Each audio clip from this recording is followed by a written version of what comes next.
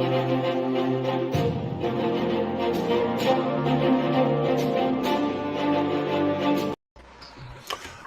everybody, it's Blast It or Stash It or Blastin' and Stashin' or whatever we're doing. We're talking about comic books. First time catch shows what we do. We pick up the books that come out Comic Book Wednesday. We read them. We blast the books we hate. We stash the books we like.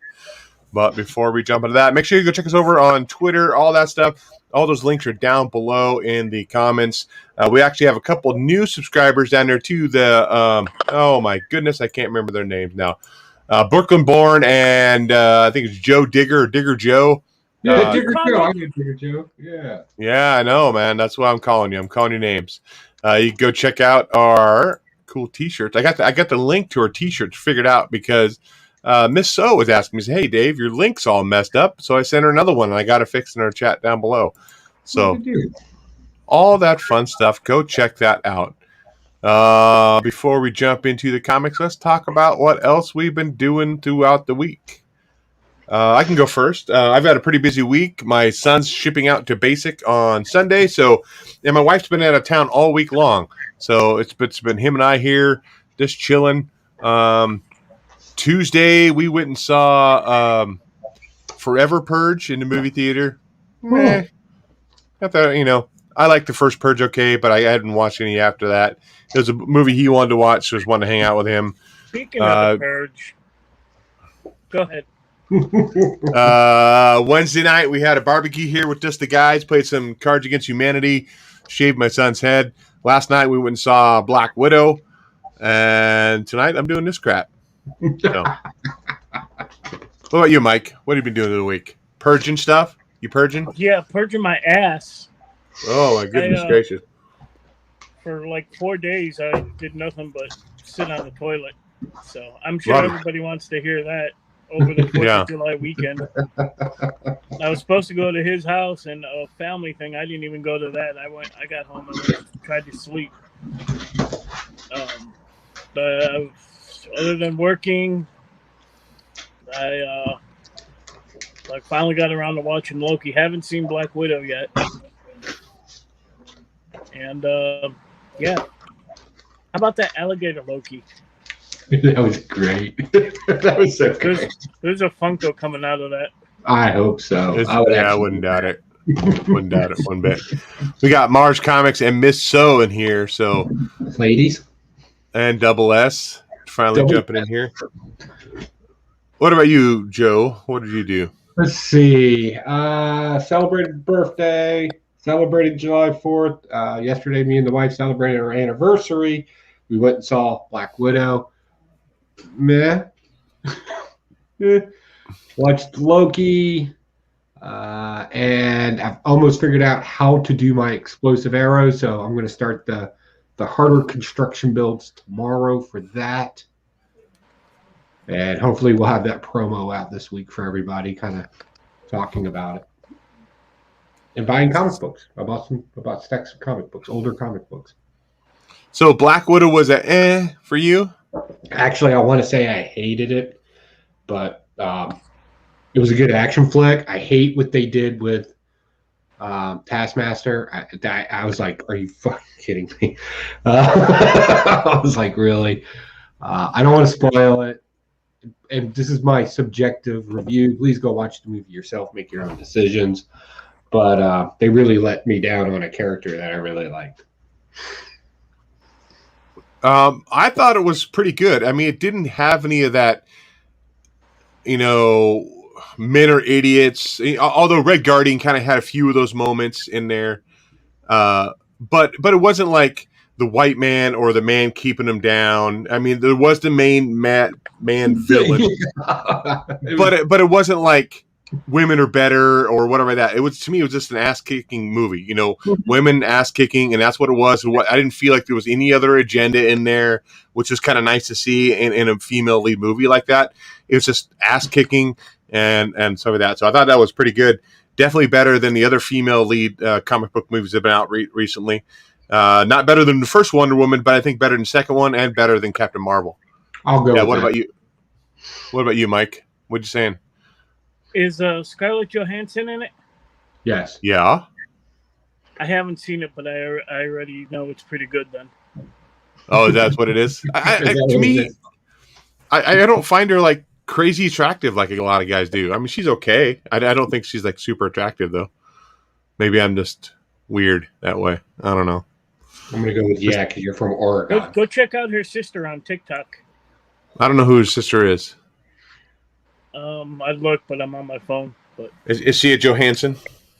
Yeah, I think. Is she a Violet Johansson? Scarlet, Violet. Oh, what is it? I don't know. Waka waka waka. I did. Waka waka. No. My wife has also been out of town. She got back last night, and I started watching the Harry Potter movies again. Oh, really? Nice. Did you whip your Harry Potter out? Did you? Expelliarmus. Okay, let's go into comic book. Expelliarmus splat.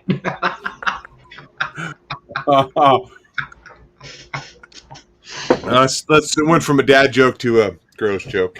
Let's jump into the comic books. You want to start us out, Mike? Since I am no. Oh yeah, you do. No, yeah, you do. Don't you? No. But you got top position. Hit it. That won't be the first time I heard that.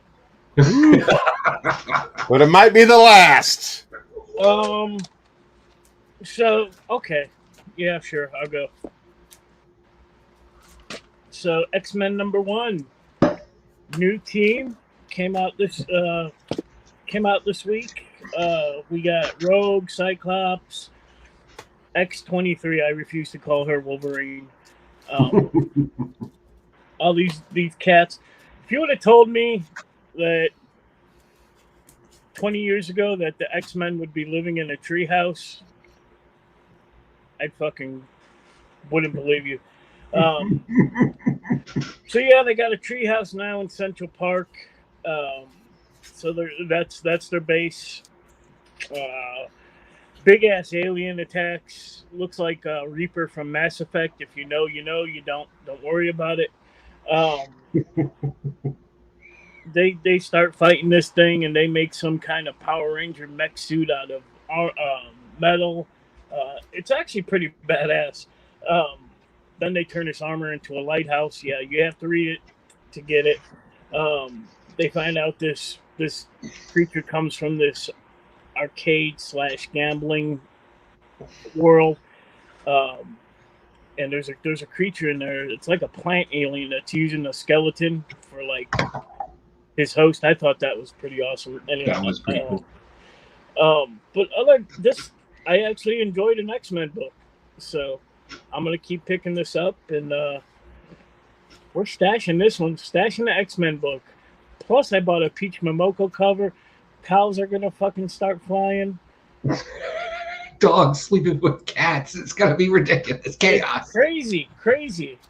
Yeah. The way you started that out, living in a treehouse in Central Park, I thought you were talking about Chippendale's Rescue Rangers or something.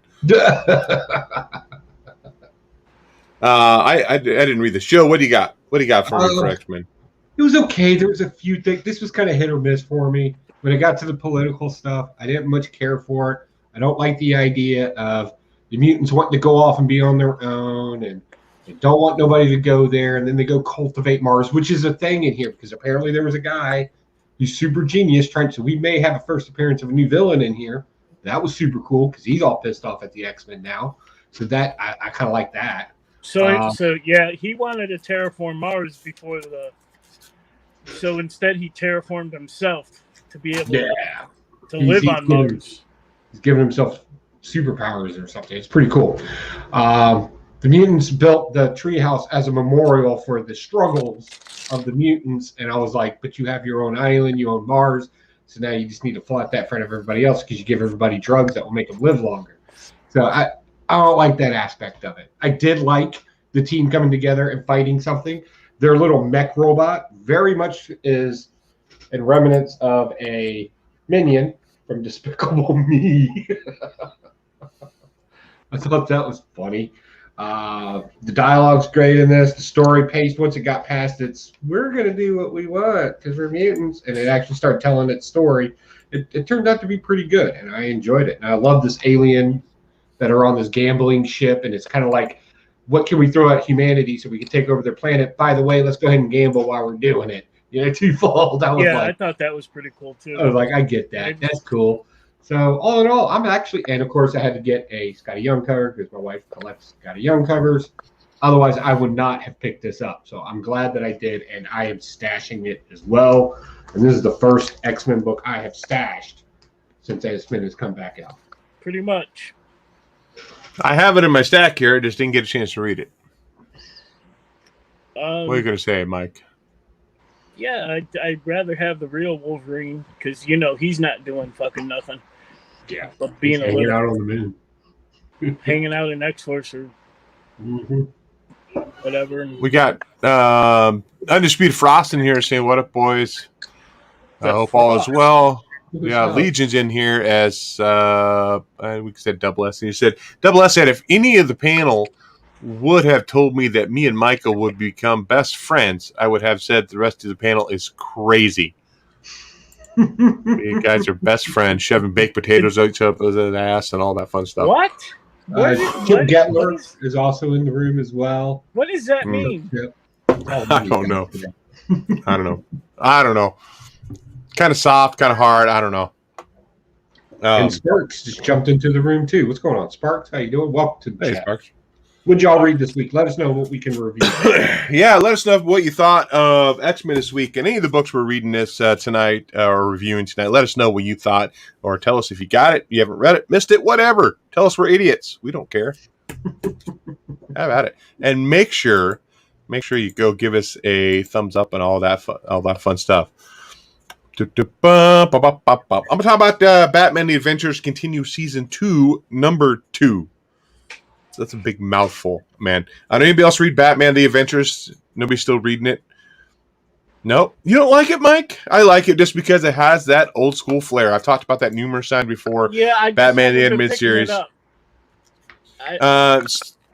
So in the last issue, we have the Court of Owls making their first appearance in this animated universe. And so they're there. The mayor dies. Everybody's at the funeral. The son is ready to take over his dad's mantle as mayor or running the city. His mom is trying to extort him for money, but he ends up, the mayor's son is kidnapped by the Owls and brought to the secret lair just to find out her dad is the leader of the Owls. It's part of their family lineage, and he's wanting his son to take over the mantle of the Court of Owls just because it's such a secret society. I think it's almost like the Masons. I think that's what they're trying to say here. That they want to take over society from the underground, from behind the curtain. Is that right, Joe? That what the Masons do? They hide behind the curtain and wait to take over? We argue about what we're going to have for dinner on meeting night. Taking over the world is the last thing on our list. Boston Brand plays a big part in this as well. He's in the Bat Cave. Huh? Dead Man? Dead Man. Boston Brand, yeah. Dead Man. I like Dead Man. He's in here. He plays kind of a comedic role a little bit. He's jumping in and out of the bodies of people at the funeral and stuff like that, or he's Bruce Wayne's trying to investigate what's going on. Overall, it was good. I mean, again, definitely, if you like the Batman the Animated Series cartoon show, you like the art style, you're going to love this. So this is stash for me. Double S said he's going to give me a thumbs up, Huey, just for the remark about me and Michael. I think was it the baked potato remark? I'm thinking that's what it was. I don't know. I don't know if it's sour cream involved with that, or if it's bacon bits. What's wrong with you? Your wife goes out of town, and wait till she comes back. Yeah. It was like Cards Against Humanity. It's the first time I ever got a chance to play that without having judgment. We played that up in. What's that? Where'd we go in the cabin in the mountains? That Harry Potter thing? Love Gap, Virginia. Or whoa, that sounds bad. Spark says he is back from getting Five Guys. Five Guys is good. I like Five Guys. We finally got a couple here in my local area. Back to Joe, you're up. I took over your spot. Sorry, but you were talking about X-Men. Whatever, man. I just hang out, man. I say words. It's not a problem. Let's talk about my pick of the week. Surprisingly, because I hate picking issue 1s as my pick of the week because then I'm always scared that issue 2 is just going to be garbage. But my pick of the week this week is Ordinary Gods. I love the way this is set up a story and the possibilities of where this can go. So we're dealing with a time frame where there's another dimension, world, call it whatever you want. There's an other place, and there's these gods there, and they're all based off various emotions. They even put a map in here, and these gods are kind of like the gods that they run their kingdom. Some are a little worse than others. So then they try a revolt, but you can't kill a god because they're immortal. So then they stick them in these weird traps into human beings, throughout our world, because Earth is the trap. Earth is a prison planet, if you will. And there's like good and bad, and they got to kill the thing. And then the spirit jumps if they don't kill him in time, whatever the case may be. It's very kind of vague, and it lets you play with your own imaginations in it. And we got a young kid who apparently has one of these things in him, and this group's trying to hey, look, Slick, you got this thing in you, you're kind of a god. So, and this kid's like, screw you guys, because this whole philosophy is actually some pseudo religion on Earth in this particular comic book. So it's like, a bunch of Hare Krishnas telling you something, and you're like, screw you, Hare Krishna, I do what I want. And that's what this kid's attitude's like. It's all woo-woo to him. And I was just like, man, this is good. So I really enjoy this. This is good stuff. I pray to God it doesn't get weird. Issue 2, they just kind of go take this story and don't make it weird. That would be awesome. Big pickup. If you haven't had a chance to read it, definitely give it a glance. I don't think anybody that likes my reviews of things would hate it. If we don't agree on anything, then you probably want to skip it. And what's going on, Gen X grown-ups? Thanks for joining the chat. Yeah, this was an interesting book for sure. I do like the aspect of the gods. They start fighting, and the one gods are meaner than the other. Start fighting, kill them off. But it's like we can't win because he keeps getting resurrected, and then the prison thing and keeping them alive, been able to trap them. I thought they were going to do a Last Starfighter kind of moment in this book when they're walking through the mall and here, come into this machine, check it out, and it was going to be like this off the charts kind of scoring, and they're like, this is the guy. I thought they were going to do that. But then he just looked like he was holding a dildo in his hand. I don't know what the hell that was. It was a joystick, and that's where they. I know, but look at that. Look at that. What is he grasping there? Look at that. And look at his sister doing the same thing. Come on, guys. Come on. Do a little better direction with the art. We don't need no dildo grabbing in Ordinary Gods. Number 1. We say that for issue 2. Okay. Issue 2, the dildo grab. The dildo grab. Hashtag dildo grab. Sorry, Mike. Hold on. When Mike shakes his head, I know I've gone too far for anybody because I am texting mighty LJ right now to come home from wherever she's at and put you back in the cage. Yeah, but one other thing though, I thought was weird. I don't understand it. Maybe you got it and I didn't. Why did his sister flip out toward the end of the book? Because she has one of the evil spirits in her. Okay. She has the guy that at the beginning of the book, the Yakuza guy. Mm-hmm. She has that spirit. They kind of made that connection in there through the narration. Okay. So she's got an evil spirit, and that little girl straight up slashed the entire cut mom's throat. This book is graphic. Yeah, it's pretty cool. Sure. Mike, you're up, man. What do you got? Did you read Ordinary Gods? Did you not read Ordinary Gods, Mike? No, I skipped that one. You missed out, bud. It had to be Extraordinary Gods for him to pick it up. That little extra had to make it for him. I did pick up Fight Girls #1 by Frank Cho. Basically, in this society, the queen can't have children, so they kicked her off the throne,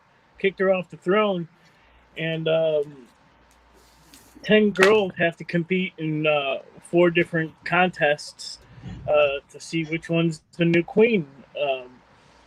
It's Frank Cho art throughout. He draws women like no other. There's dinosaurs. It was a stash for me. I'm curious to see what happens. So,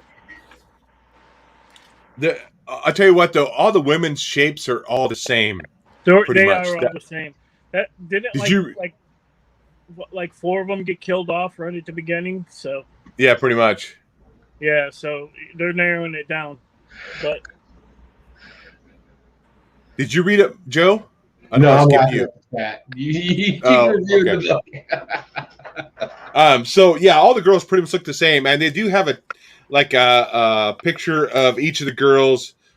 You know how they look a little bit different. You had one with an eye patch. You know, very much the girl from Kill Bill. She was in there. She's kind of like the badass. You know, the one girl steps up to be the leader, like, "Hey, we need to work together," and all of a sudden she gets clubbed in the back of the head with a chick with the eye patch. Beginning. Yeah, it's just fuck off. Get out of here. Kind of gave me a Hunger Games. It did. Feel. It definitely did, because there are people in the background. The orchestrators are kind of like, camera 2, move over here, and doing all that stuff throughout the whole book. Definitely was interesting.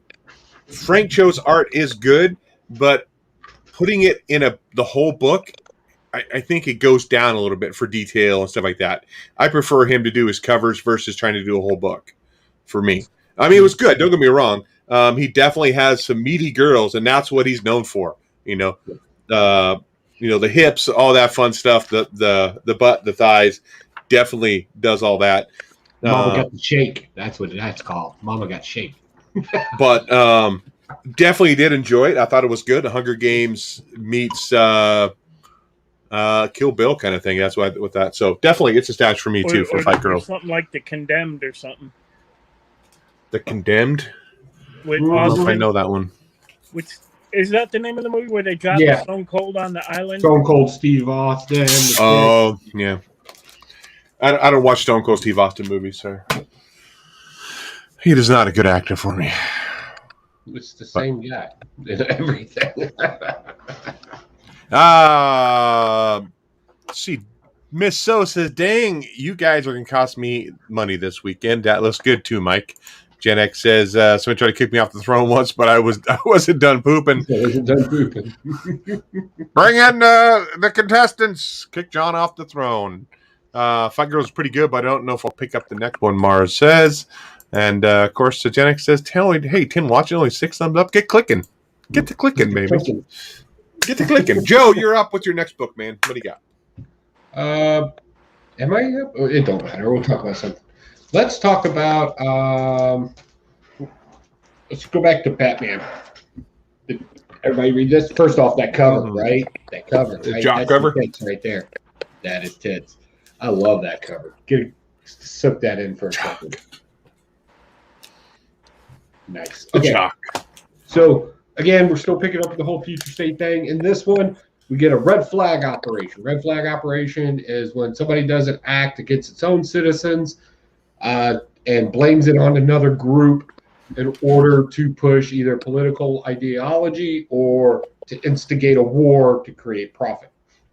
In this one, Simon Saint does a red flag operation where he blows up a bunch of empty buildings, blames it on the insanity, which I wish they would dive more into that, stop making them a hippie commune. Blames it on them. Batman knows what the real deal is. Him and Peacemaker finally get into their very first fight, and they duke it out a whole bunch. This is good.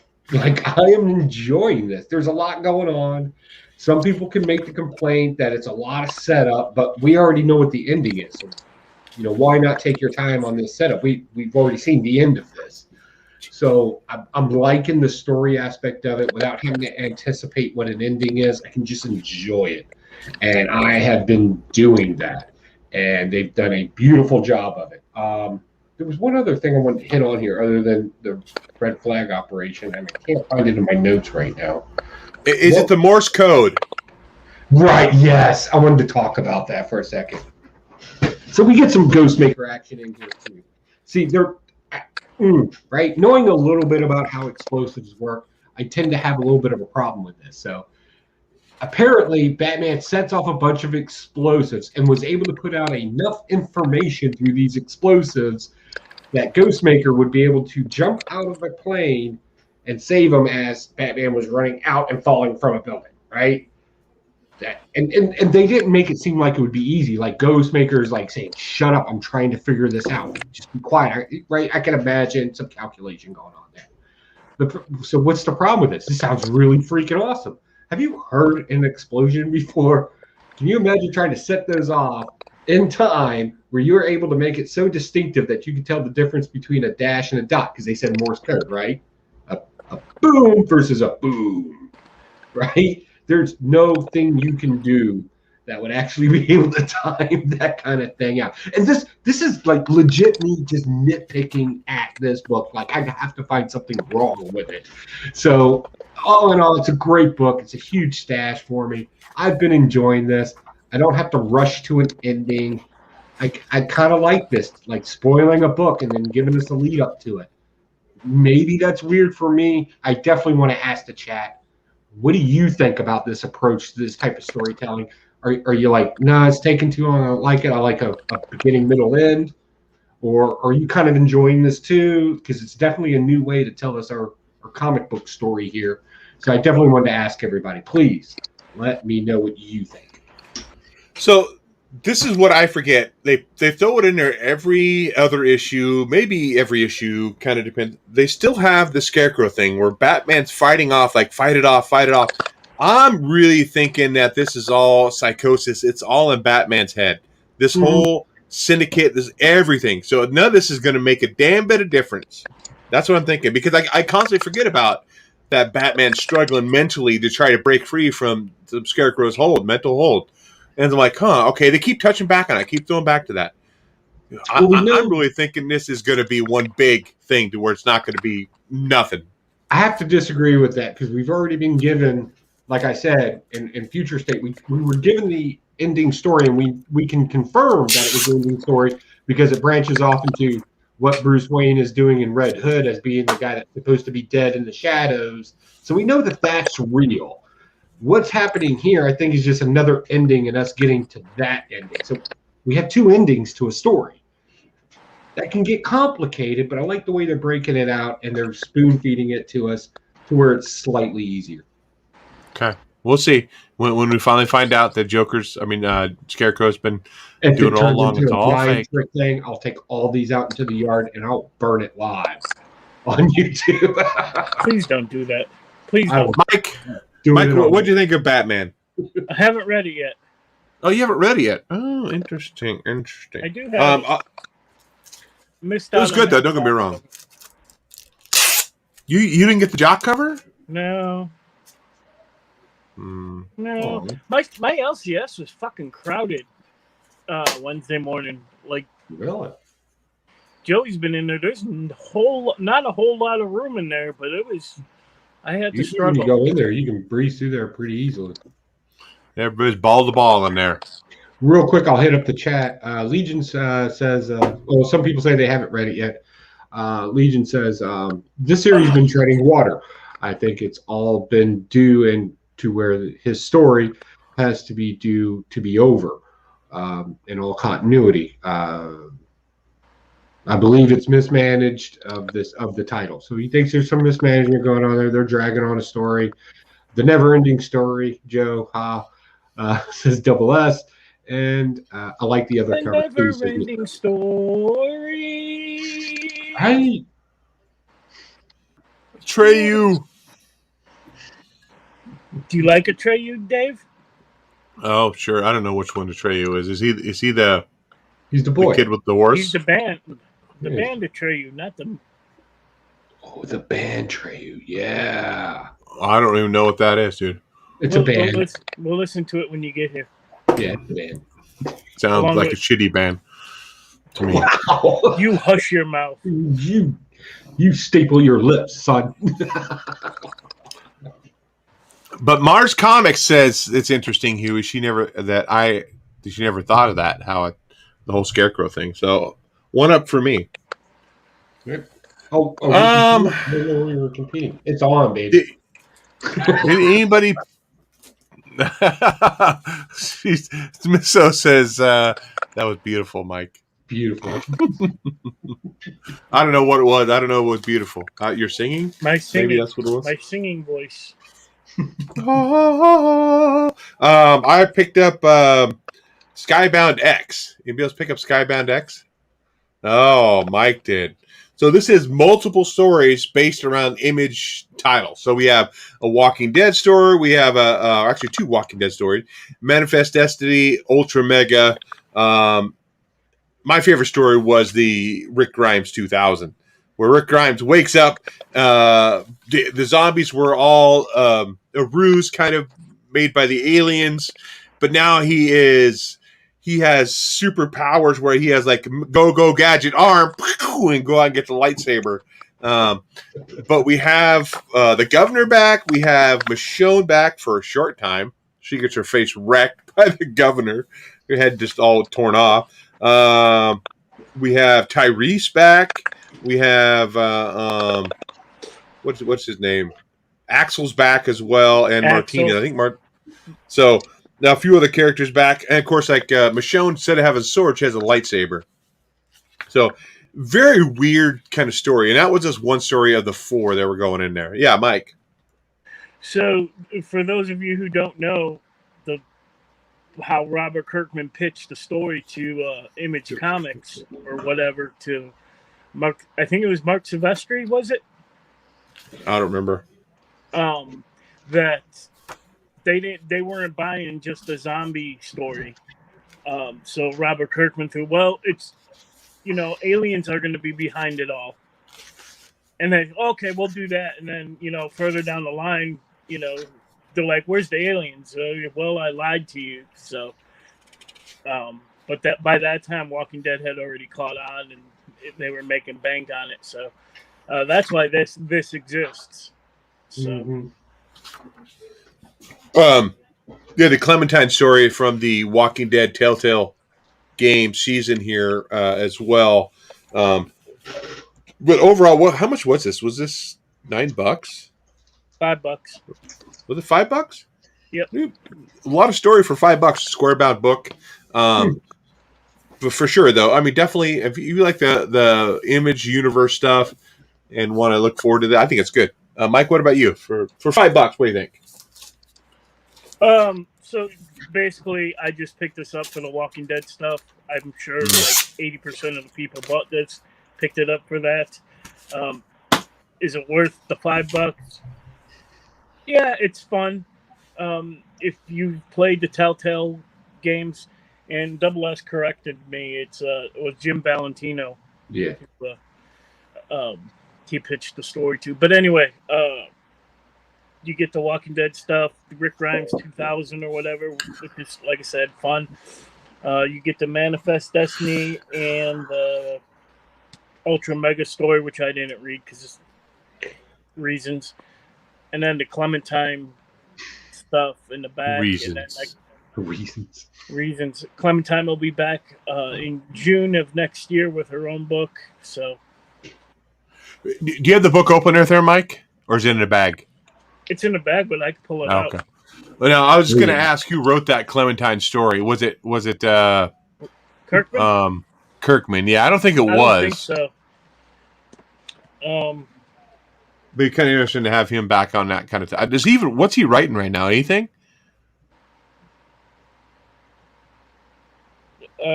Clementine was written by Tilly Walden. Okay. Whoever the fuck that is. I don't think Kirkman's doing anything right now. I could be totally wrong. I know Invincible ended, Walking Dead ended. Yeah, okay, yeah, you're right. Firepower. Yep. Mars Comics chimed in there too. Yep. Thank you. And go back to Tilly Joe. Walden. Tilly Walden. What's it? How is that care? Let's make you bigger. Tilly Tally. Tilly Walden from Texas. Texas. Right. Joe, what do you got? I don't know. Let's talk about my blast of the week. Okay. So Wonder Girl comes out. Oh my fucking god. Nope, I didn't pick it up. Okay. I did. Okay, good. I think we're going to agree on this. There's way too much stuff going on in this book. This is like somebody on ADD that just snorted coke and wants to tell you what happened in the last 20 years of their life and cram it into a 30-minute section. Like, this is a lot. And this thing should be hitting for me. Like, I should be liking this because it deals with mythology. We're dealing with ideology, like all your ologies, except for biology. Well, maybe some biology because Mama's thick in here. But like all the things that I genuinely like are crammed into this, but it's done in such a haste, and you spend more time on nonsense than you do the actual. Like, there's a lot of things that just are not get explained to us in the issue. Why is this Brazilian Cupid trying to make himself fall in love with our heroine? Why is all of a sudden our heroine, who didn't like the bus driver before, all of a sudden like, oh, you're going to take me home. I like you now, or something going on there. Why wasn't the fish woman in the lake, the Brazilian lady in the lake, wasn't that explained? Why can't she be in Brazil? We're 2 issues deep in this, and all we're getting is more and more and more nonsense, and how important it is that she's not there. And all the women look the same in this. I don't know which character is from Greece compared to which one's from Brazil, and which one is a god up in the heavens, because they all look the same. And I'm just like, this is a mess. Where are editors? If you are an editor out there, start doing your damn job, because I'm dropping this. Like, I'm not reading this anymore. You got 2 issues out of me, and I feel like you stole money from me. And you're horrible people for it, and I hope you burn in comic book hell for it. So that was issue 2? Yeah. Did they have any dildo grabbing in that one? Because that would have been appropriate for issue 2. There's a snake. You have mermaid rape. Oh. Yeah. I was like, God damn. There's so many cool concepts in here. If you just followed one of them down a trail, this book would be hitting. People would read this. But no, you got to throw a bunch of crammed in there. Again, like you're on ADD and you can't hold a thought down. Get some Ritalin and tell a freaking story already. Stop setting up more questions every other page. That mermaid rape sounds a little fishy, though, Mike. What do you think of it? Oh, yeah. So I love this character. I love Yara Flor. I love Wonder Girl. This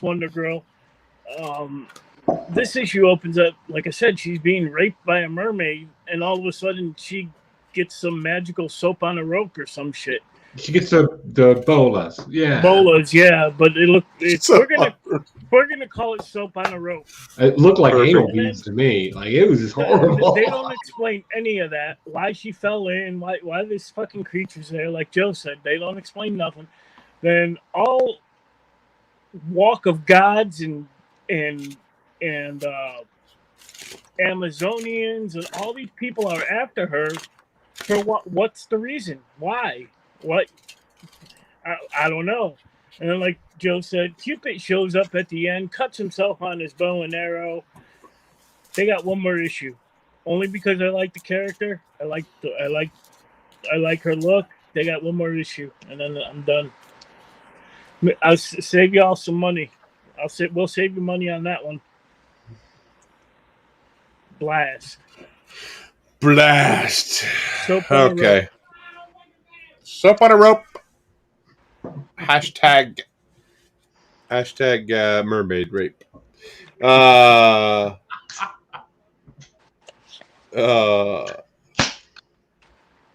They liked your soap on a rope joke more than my sound fishy joke, so I guess that was too much of a dad joke.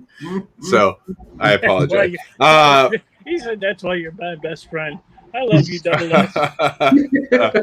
We're gonna have a great relationship. I'm going to talk about my blast. It's an independent book this week, and that's is it Mamo? Why did you pick that up? I don't know. It was the number 1. I picked it up. I ordered it. Bigger? I can't see that. What? Hold on. I'm on the wrong channel. I watch a lot of. I wake up early on Wednesday morning. I watch a lot of top 10 lists of new books. Not one person has had that book. Well, it's on here, so that's what you got to say. So, just opening the book, the art just like, oh god, I do not like that anime style art. That's just me. I mean, other people like it. That's great. You can like it all you want. It's just not my cup of tea. So this girl on a bicycle is going up to talk to this other girl. She's sitting in the back of the car reading the book, and she says, "Oh, you're the witch. You can help me." And she's like, "What are you talking about? I'm not a witch." And she ends up being the witch. Her grandmother had died, so she's kind of filling in where her grandma died, and crap like that. And this whole story of them walking down to the village to go meet this girl's mom because her mom's been cursed. And so they're walking down talking, they're getting to know each other a little bit better, but she's like, "Oh, well, I'm not really a witch," or "You don't look like a witch." Stupid conversation. And we find out that this witch's grandmother is the one that's cursing this girl's mother. Like, she's living in the attic, and they go up in the attic to try to exorcise her or whatever they're going to do to get rid of her. But overall, dude, it's just the whole, like your big complaint about comic shows is sitting around eating and drinking coffee and they're talking about it. Yeah. This whole thing, we're just like walking down the hill. "Oh, well, you don't look like a witch." "Well, I'm a witch," and blah, blah, blah, blah, blah, blah. It's just garbage. It's garbage. It's my blast of the week. Miss So said, "All attempts at humor are appreciated, Dave." Thank you. I appreciate your support in that. Mike, I know you picked that up because it was in somebody's top 10. What did you think of it? What did I think of what? That kind of reminds me. What was that cartoon of the girl that flew around in a broom and she had like a big hat or something like that, or she flew around? You know what I'm talking about?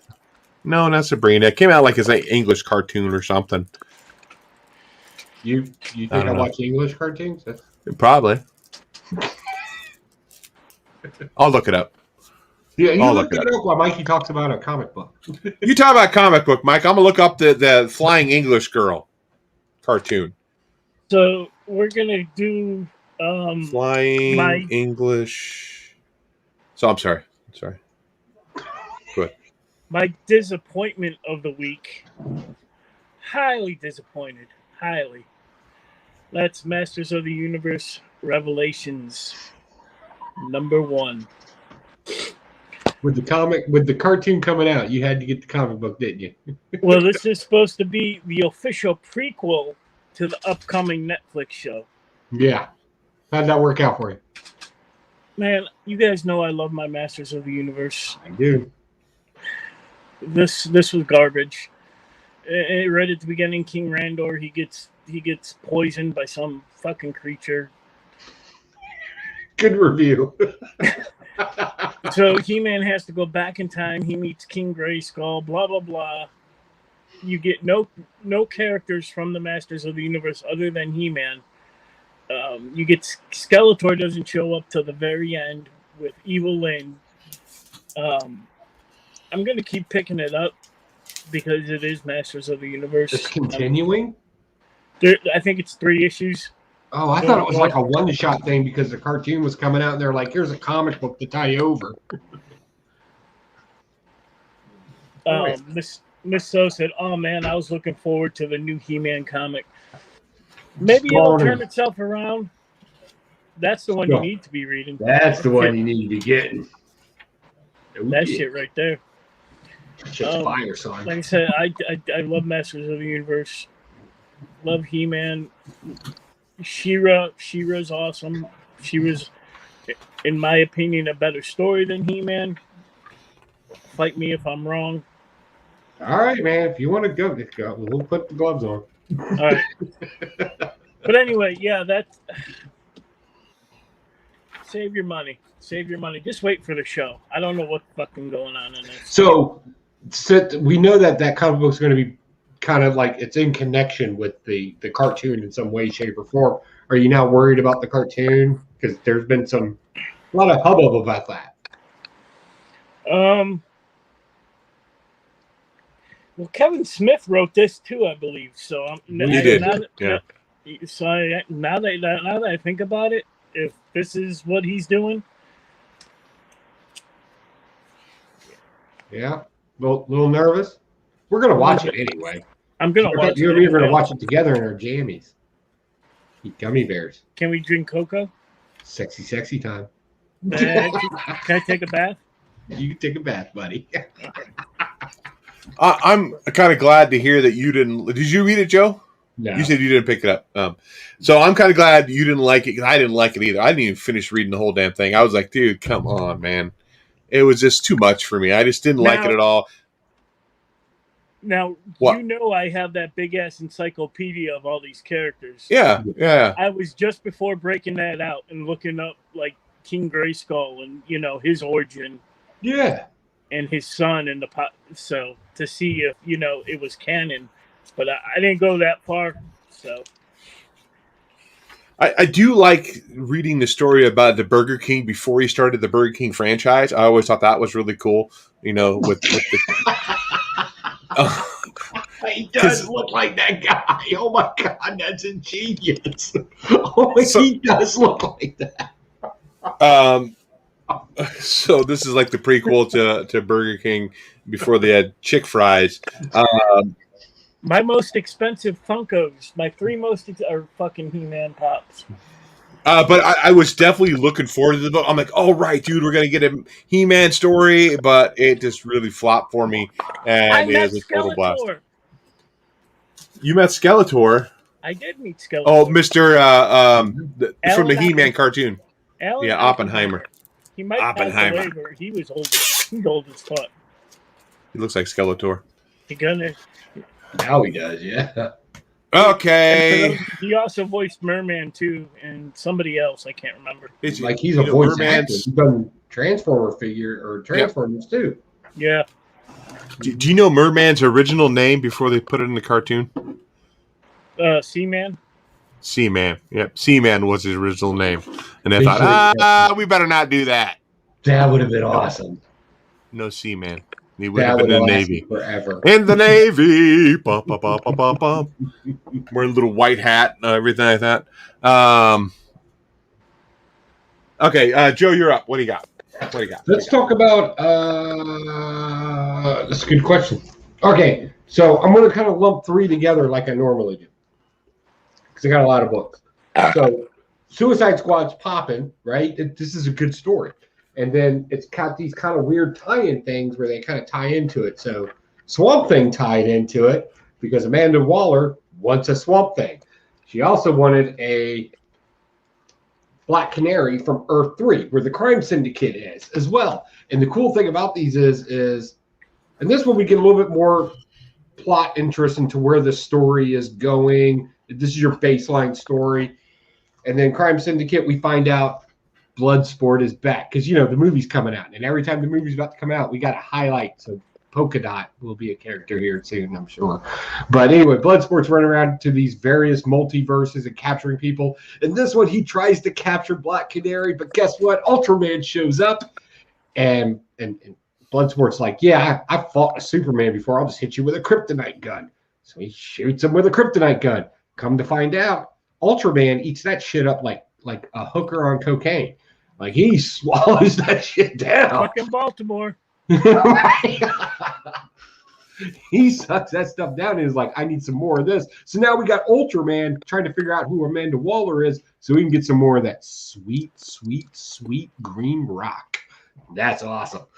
And then we come to find out that she also wants a Swamp Thing, and she knows about this particular Swamp Thing right here. So this is good. This particular story wasn't much. There's a little bit of a whiskey dick thing to it. I'll wait. Oh, I'm sorry. I wasn't prepared. I didn't have it queued. Oh, I didn't want that. Where's our thing? I don't know where our thing is now. There it is. Sorry.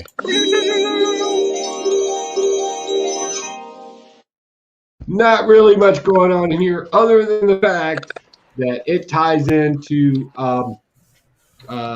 Suicide Squad as well. So I thought that was ingenious. I love how they're doing this kind of hidden tie-in thing. Like, you legitimately have to get to the end of a lot of these books to find out that, oh crap, like they're not really promoting that. They're just giving that to us fans, as an extra thing. And I'm really, really liking that. Thank you for that. So DC stepping up their game to beat Marvel and doing good at it. Thank you. I would think Amanda Waller would be looking for a Man Thing, not a Swamp Thing. But I don't know. A Swamp Thing between her legs. Yeah, that's what I'm thinking. Yeah. I'm thinking she's more got like an Arby's roast beef sandwich that's been slammed up against the wall. Oh my god. No toppings. Cheese and all. Oh. Mike, do you read any of those books that Joe was just talking about? No, I did not. You didn't get any of those? I got them, Oh, but I haven't read them yet. Mm. There were other things. Should we talk about the thing you want to do, Mike? yeah. Let's We'll talk about that book now. Let's talk about that. Okay, here we go. Hold on a sec here. Well, wait. Oh, what? We got to talk about the book first. No. Okay. We'll talk about as the intro, and then you do it. It's an intro. Yeah, but the speculation is not. Talk about your book, Mike. We'll go your way. Tell us what to do. So we're gonna talk about Extreme Carnage, #1, because we need another symbiote or Cenobite book, as Double S likes to correct me. I'm going to go ahead and correct this for everybody out there because it's horrible. It's symbiote. It's symbiote. Symbiote. It's not any of that. Symbiote. Cenobite. Cinnamon Toast Crunch. So there's a senator rally, and here we go with the racism bullshit. Now everybody's a racist against aliens. So for all these years, all these alien attacks, this is happening now. Whatever. So Carnage is a little tadpole swimming in the ocean, and he's jumping from a fish to a shark to a pirate. And now, so Carnage is back. Flash, whatever, anti-venom, he knows that Carnage is back. Whatever. This was a whiskey dick. Whiskey dick for me. I'm going to keep picking up because Carnage is cool as fuck. But there is this is a key book. Did you know that? Do you want me to do it now? And with that, yes. My new seriously spectacular speculation. Dun, dun, dun. This is my new thing. This is my jam right here. So, Double S is killing me tonight. So you're talking about the first appearance of Hank, right? We're getting there. We're getting there. Sorry. So you go to all these YouTube channels nowadays. Everyone's got their top 10 spec list, top 5 spec list, today's spec list, yesterday's spec. Everyone's spec. So now Spectacular Spider Grandpa has his own spec list, and he's got his own sources, and his source is named Clarence, and that's Clarence with a K. Clarence has all the fucking information you need on comic books. So, what Clarence informed me this week, let me show you guys. If you got the book, you could open to the first page right there, with the little fish swimming around. Yeah. Mm-hmm. You see this fish right down here? This blue one? Oh, is that Dory?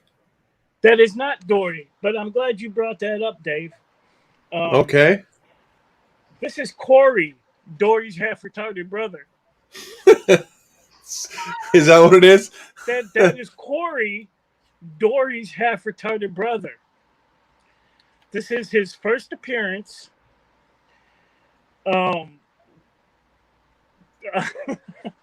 Clarence with a K told me that Corey will be infected by a symbiote, change his name to Scales, and later get his own series called Scales, Symbiote of the Seas. Okay. Who is this that's giving you this information? Clarence with a K. Who's Clarence with a K? Where does he fit in here? My informant. So It's like a little drug dude or something where he's getting his comics. Hey, dude, this will really fit you in here. So Mikey's in the back alley of some random grocery store doing meth with Clarence with a K. They're talking about comic books. So this is the first appearance of Corey, who will later become Venomized, be known as Scales. He's going to get his own series later on. It's been optioned, all right? We're laughing now. We're laughing now, but as soon as it comes out, we're going to be like, Mike? Right. Yeah, we're fucked. Man, right. That Clarence with a K. Clarence with a K. Next week, Clarence with a K will have some more information for me. Okay. Isn't Dory half retarded anyhow? So doesn't that make him 3/4 retarded? I don't think you're allowed to say retarded anymore. I think you're supposed to call it something else. Mentally touched. I think we call them potatoes now. Like I don't know. If or Corky. We call them Corkies. Mikey, is that your review? That is my spectacular speculation on Corey, who will be infected by a symbiote. Awesome. You need to come up with this weekly. It's gonna be awesome. I'm not. This is real shit. Just because it's not on Comic Tom or you heard it here first. Blastin, Stashin. Go ahead, Joe. What do you think of Clarence with a K or what? I don't know about Clarence, or this Corey character, Corey, whatever. I don't know. The potato. I don't know what's going on there. That is straight up Mike. But this is the first appearance of Hank, who's a friend of Flash Thompson, and they're going to supposedly fight this racism that's going on right now. Now, I do have a question for the chat. Get ready for this. Put your think caps on. X-Men want to create their own island, separate themselves from everybody else that is human because they're different. All of a sudden, all the people in this book, by the guidance of a politician, want to separate themselves from all the aliens, and they're being presented as racist. What's the fucking difference? No, political. Discuss amongst yourselves. So I think they even bring it up. What about Thor? Thor's technically an alien. But yeah, right. Like they brought that up, and they're like, "No aliens," right? So if you don't know, this is a great opportunity. So what we got here is we got the beginning of mankind happening, right? He crawls from the ocean, goes into the society, right? He starts off as a fish, becomes a predator, becomes smart, ends up taking over a guy that runs a company, which is ultimately going to affect political decisions. That's brilliant. I love that. That was really cool. I like the fact that you can't kill Carnage or really any symbiote for that matter. And in this one, they were very keen on putting this in there. Carnage is no longer part of the hive. He's creating his own hive. Therefore, our Venom, right, cannot connect with him directly. That he is separate from it. He's his own being. Again, I use the Darwinism of coming from the ocean and recreating himself, even his own hive. I thought that was ingeniously done. Very understated. I thought maybe they could have played that out a little bit more, but whatever. I caught it, and I thought it was genius. This is interesting. I'm going to follow this. Like, I just kind of, I don't even care if it's a bad story. I just want to catch all the little metaphors throughout it and maybe even some hypocrisies in it. Because, like, again, what's the difference? Why are they bad here but good here? What he hasn't being racist? Yeah. Talking? Yeah, they're doing the same thing. I mean, well, no, because the mutants can't be racist because of the minority, right? They got their own island and planet. Yeah, well, like still. So, but with a K. Oh no. So we also get, I think it's the first appearance of Extreme Biote, where it fuses with tech. The symbiote fuses with tech. No, they did that in Tony Stark did that in what do you call the last big story? Yeah, but it's not the first time it's done, but he's continuing on with it where he's trying to mesh it to where it's organic material. Basically, he's just, as far as I'm concerned, it's the same thing as a sideboard. It's a living being trapped within a metal suit. So Okay. I Well, don't maybe find he's that just particularly- explaining it to that guy that's what he calls it. Maybe it's something else. Yeah. Okay. I'm not overly interested with that, but yeah. Yeah. Overall, this is a blast for me. This is I think this is a one shot that's tying into all the whole Carnage stuff. So I don't think there's any more extreme. Well, maybe it's extreme Carnage. This is Alpha though, right? Extreme Carnage Alpha, and then there's Extreme Carnage, whatever else. I don't know. But overall, dude, it's a blast for me. I was hoping to be better. Scotty Uncovered didn't even save it for me either. So. Pick it up. First appearance. But because of Mike's or Clarence with a K's suggestion that's that it's going to be huge. It's going to be huge. That fish. Dory's. I think Hank's going to become something. He's going to get infected with a symbiote, and he'll be a first appearance of a character. I generally will spec on that. Like that. Will it go anywhere? I don't know. But that's the first appearance of a character, and he's teamed up. He's got to get symbiote. That's going to be a thing. Okay. We did not get into any of the segments this week, but where it is. Boo! We'll go to lightning round. Last two books that I picked up that I read this week. Nice House on the Lake number 2. A little dildo grabbing in this book. No, there's not. No, not really. But I'm sure there is a secret room, just like in this book where it's full of ammo and C4. There's probably a secret room of dildos somewhere in there. Because really, if you're stuck in a house forever, you got to have some sex toys along, don't you think? You got to have food, got to have sex toys, all that fun stuff. Nice House on the Lake number 2 is definitely good. Continue on from the last story where they're still trying to figure out why this guy befriended him, why they thought they were so important that he pulled him into this house. But yet the two people are going to step up. He thinks they're going to be like the leaders of the group, try to get everybody calmed down. But if he can't, they're going to blow the shit out of him with ammo and C4. So definitely that was cool. Geiger number 4. We find out the two-headed dog is named Barney, and we just get a little more backstory on the kids and their relationship now with Geiger and how they're moving through. Not really a whole lot happened, I don't think, in this book, but still, it's good. I'm still going to pick it up. Books I did not read. That's what the secret rooms are for. That's what Miss So. Yes, they are. It's called. Is it the Red You never Rooms? saw 50 Shades of Grey. Yeah.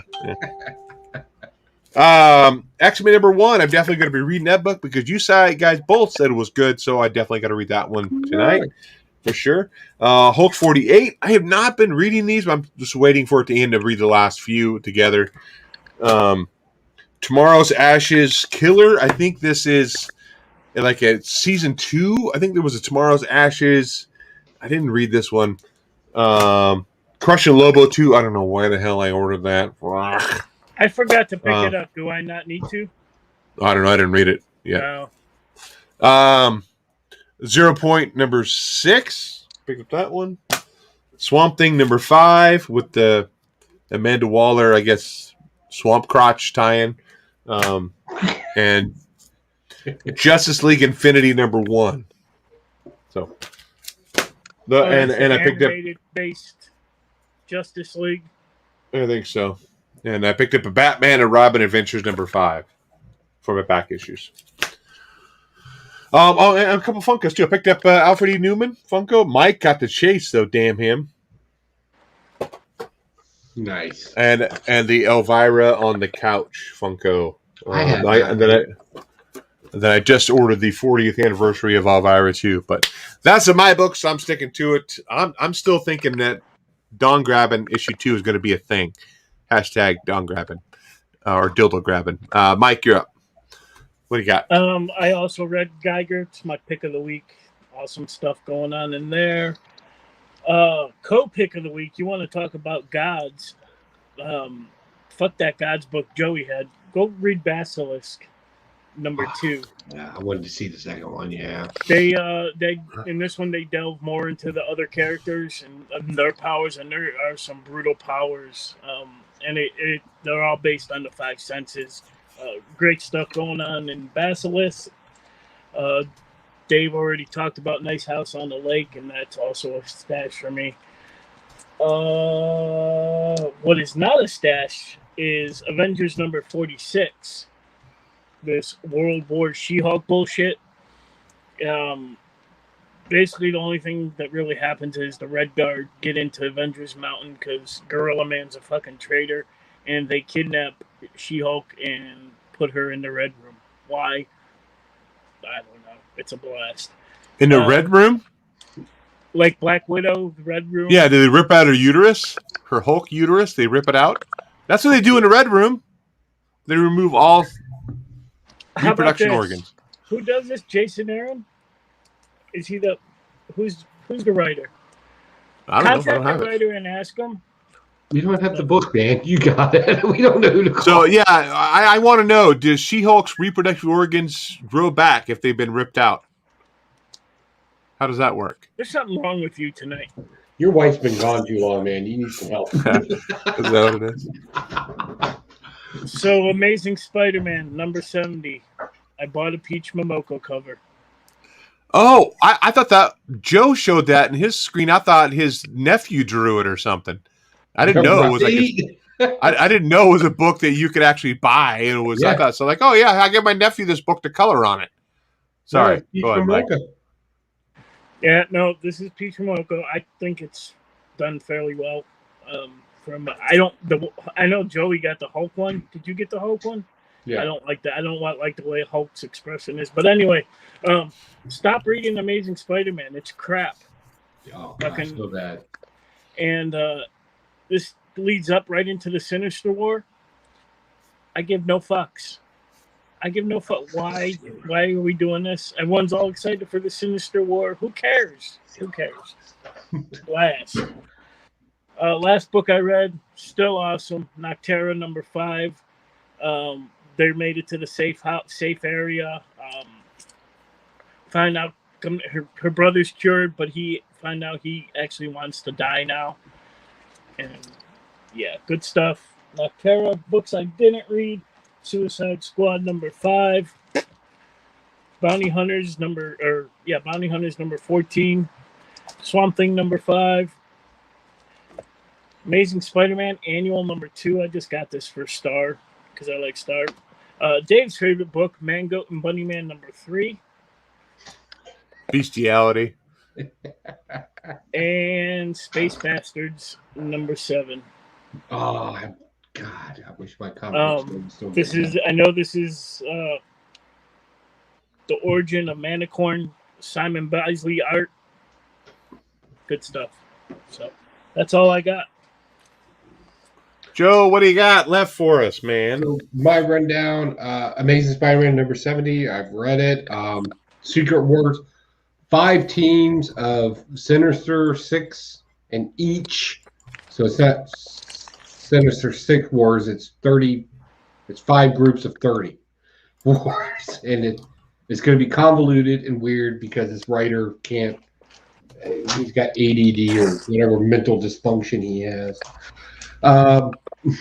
Immortal Hulk #48 is nothing more than a chicken head and a guy that shouldn't be in a relation. 2 people that do not belong in a relationship trying to figure out a relationship. I hate that cover. God, garbage. Yeah. That face on the Hulk. Well, he's angry. Hulk. Oriental Smash. Like, I don't know his deal. It's weird. All right. Justice League was good. I enjoyed Justice League this week. We got a Green Arrow story in here, and he used his boxing glove arrow. That was a thing that happened in here. But all in all, this was pretty good. We're bringing back that Samara character that was kind of highlighted, back before everything got weird in DC. And we're bringing him back, and we're actually making him more vicious and dangerous in this. And I really like that character. Like, he's a solid character. I like him. So that was definitely a stash for me. Let's see here. Fortnite. So I'm stuck reading Fortnite because my nephew plays Fortnite. Right? So he's got to get the codes from somebody. I read comic books, so why not? But surprisingly, we find out at the end of this that this whole thing is from a group of aliens, or not aliens, villains. I'm sorry. Lex Luthor, the Batman Who Laughs, Deathstroke, and Dr. Sloan. They're kind of the ones that are kind of creating these kind of rifts in Gotham that take people to Fortnite. What that connection looks like in the long run, I don't know. But for the most part, they referenced the fact that, and I thought this was interesting, in Dark Metal, Lex Luthor and the Batman Who Laughs had kind of a separation where they hated each other. They referenced that in here. So here's the weird part, folks. This book's in continuity, and that's weird. Good luck with that. Green Lantern was another Whiskey Dick issue.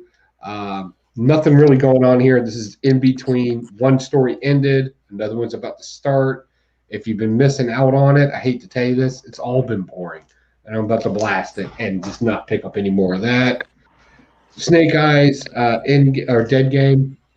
This is the end story, and again, man against God, has a God weapon, decides nobody should have it, and has to outwit and outsmart a god. It's Odysseus story in the end, and I love that kind of story, and this is great stuff.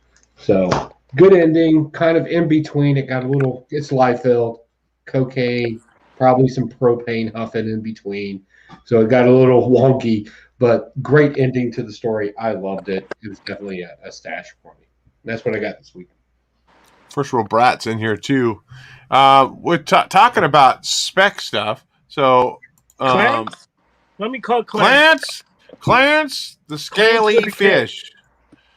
Clarence, the scabied fish. So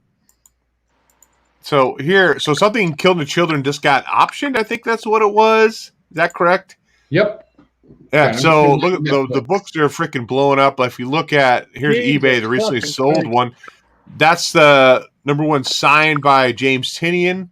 I don't know what this is over here. 1 through 15 sold for $3,400, all 66 issues. A couple of the variants for number one, $3,500, $3,000.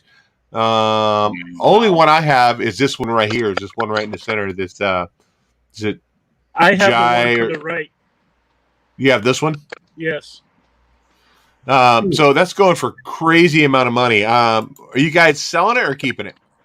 Keeping it. I'm going to sell mine. I wasn't overly impressed with the book, but I did pick it up every week to read it.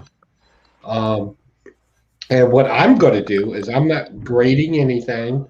And I'm going to wait for if you want to talk about how to spec on a book correctly and sell it at the right time, I'm going to wait for the first trailer and sell it raw. I'm not going to bother grading it or any of that garbage. I have some variants. I'll sell those separately, and those will be straight eBay sales for me. Yeah, I'm going to do the same thing with my Vengeance number one, the First America Chavez.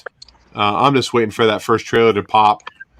With her in there, and then it's probably going to blow up even more, and I'm just going to sell it because that's going to fund my trip going out to Virginia, which I'm headed out in September to go hang out with these two dorks, and we're going to talk about shoving baked potatoes up each other's asses. I don't know what we're going to be talking about. I'm going to introduce you to Clarence with a K. Clarence with a K. Okay, well, it'll be some CD core somewhere in Virginia Beach. Did we recognize First World Brat jumping into the Yeah, I recognized it before. So the Medford Comic-Con, the Library Comic-Con, I don't think it's happening, but the Metal Art Comic-Con is happening up in Grants Pass, and that is in next month. So I don't think the Medford Con's going to happen, but I know the Metal Art is. Hampton Comic-Con's happening in October. So, I'm going to be selling some books. C2E2 this year. I'm thinking I might want to go to C2E2 in December. That's in December. Yeah. I can't do December. There's no way. I can't do December. I'm sorry. I wasn't inviting you. I was just telling you what I was doing. Fuck off, Miss So, I think I don't know if she was talking about going to C2E2. I may go. She was asking this last episode or episode before that if we were going to go. And now, like C2E2 next year, if it's like in potato.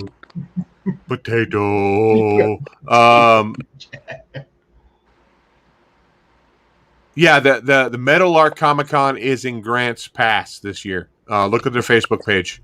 So if C2E2 gets like the next year, it's on its normal time. When was it? The 1 year we went? Was it October? I think it was in October we went.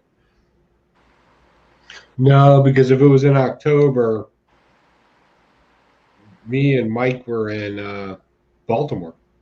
There was so was it in Baltimore and C2E2, and I think that was the year. I think it was early in the year, like January, February, March. Yeah, I'm thinking that's right because I remember I wore shorts, but it was like still super damn cold to wear shorts even. I was reading the chat here too. So it says she's going to go to Wizard World in Chicago in October instead. We should all go to Vegas. Go to the Golden Nugget. There's a Comic-Con there. We can gamble, drink, do some fun. When is the one in Vegas? Hang out with it. I think it's in September, so that's probably a little too soon. Well, yeah, because I'm making my trip out there this but there's September. Always 2022, baby. 2022. So, have anything else before we bounce out of here for the night? We're talking about cons, talking about all that trip. So I think we're going to do some promotions for me headed out to Virginia, maybe work on some stuff. I know we're going to film some stuff. Maybe doing a live show together out there. Maybe. Yeah, definitely. First World Brat says, "Oh, Vegas bags are packed." Yeah. September 2022. So anything else before we bounce out of here? Anything? Bueller? I got nothing. I got nothing either. And this What If trailer looked awesome. Yeah, the What If that looks good. I'm actually kind of looking forward to that.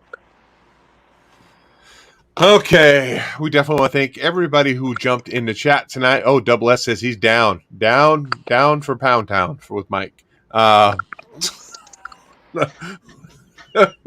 Double S, Miss So, Mark Comic, Dennis brought up. Okay, Joe commented in there. Mighty LJ. Yeah, this is spectacular Spider-Man. Sparks jumped in here as well. So we definitely appreciate everybody who does. Oh, you're leaving him? No. Don't say does he talk like that in front of you? He does. Do you like it? Oh, give me 1 sec. We want to thank everybody jumping into the chat. I just muted him, so we have to ignore him. Thank everybody for jumping in chat. Definitely make it worth its while because we come up with some of the best quips, or you guys come up with the best quips for the show to make it fun and make it laugh and stuff like that. Some dirty pictures. Oh, I got one more thing. Yeah. So there's a competition online. It's a .org. It's a community comic book awards thing. A YouTuber by the name of LCS is hosting it.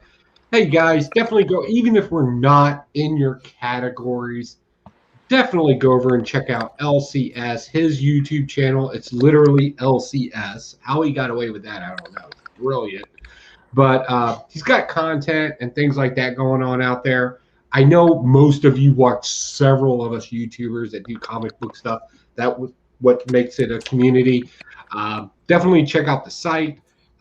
And vote. Like let's make this a legit thing. Like we have the Stashies, right? That's our thing. It's a comic book thing. But this thing is geared more towards YouTubers. You watch us, you participate with us. You know, kind of Funko category. No, it's about the YouTuber. Right. There's like there may be something with like YouTube collectible Funko thing. I don't know. Go check it out. You've seen it. I don't have the link with me right now, so I'm sorry I don't have it. I should have been prepared for that. But definitely, a lot of these cats work a lot. Like a lot of cats out there are putting a lot of time, energy, effort, and money into being on YouTube during this whole COVID thing. And a lot of people have decided that this is their thing. Luckily, this channel doesn't do like this is a This is something we do for fun. So Yeah, go we ain't support making some no of these money. people. Yeah, right. We don't get a dime. I think we're actually shadow banned because our subs have not moved in years. But It ticks right around there. 878, yeah, 874, it's like 878, yeah. 874. So, but definitely go check that out. You know, let's give some of these guys some love that are out there cracking down and doing it, and they're new at it, and they're doing the best they can. Let's support them. That's awesome. Thanks. That's all I got. Yeah, I'll end up throwing their link in our Facebook group, so that's another segue into that. Make sure you join our Facebook group where we do post stuff on our videos and stuff like that. And it's a great way for you to meet other people in the comic book community as well. So definitely go over check out the Blastin or Stashin Facebook page. It's in the link is in the description as well. And I'll find that. I'll post a link over there on that page too to try to get more people over there. Not that I'm going to go, hey, vote for us. We've already got our award. That was long before Joe even came on. So I think since Joe came on, we haven't got any awards at all. So, Joe's done screwed us. I'm a straight there it is. in this bitch. That's our 2016 YouTube Comic Book Community Award for Best Live Show Ensemble. That was great. That was shit. That's been 5 years ago now, man. That's crazy. Okay, well, we're going to go ahead and bounce out of here. And remember, if you blast it or you stash it, happy reading, and we'll catch you guys next week. Clarence with a K.